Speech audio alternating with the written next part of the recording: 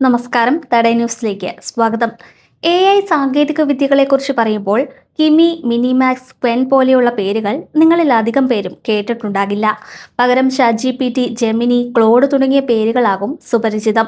കഴിഞ്ഞ കുറെ നാളുകളായി ക്ലോഡ് എന്ന പേര് നിരന്തരം വാർത്തകളിലുണ്ട്.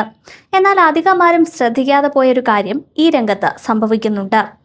ആഗോളതലത്തിൽ ചൈനീസ് AI മോഡലുകളായ കിമി, ഡീപ്സീക്ക്, ക്വെൻ, മിനിമാക്സ് പോലെയുള്ളവയ്ക്ക് ജനപ്രീതി ഏറുകയാണ്.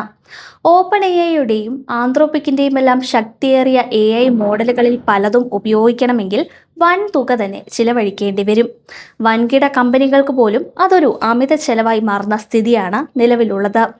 ഈ സാഹചര്യത്തിലാണ് ചൈനീസ് നിർമ്മിതമായ ചിലവ് കുറഞ്ഞ AI മോഡലുകൾ പ്രയോജനപ്പെടുത്താൻ ആഗോള തലത്തിലുള്ള കമ്പനികൾ ശ്രമിക്കുന്നത്. ആന്ത്രോപിക്കിന്റെ ക്ലോഡ് ഓപ്പസ് 4.8 1 മില്യൺ ടോക്കണുകൾക്ക് $25 വരെ ഈടാക്കുമ്പോൾ ചൈനീസ് മോഡലായ ഡീപ്സീക്ക് പ്രോ $1 താഴെ മാത്രമേ ഈടാക്കുന്നുള്ളൂ.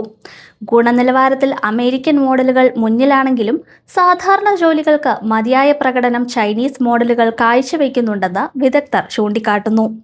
ഓപ്പൺ റൂട്ടറിൽ നിന്നുള്ള കണക്കുകൾ പ്രകാരം AI വിനിയോഗത്തിൽ വലിയ മാറ്റമാണ് പ്രകടമാകുന്നത്. 2024 ഡെവലപ്പർമാർക്കിടയിൽ വെറും 1% മാത്രമായിരുന്നു ചൈനീസ് AIയുടെ ഉപയോഗം.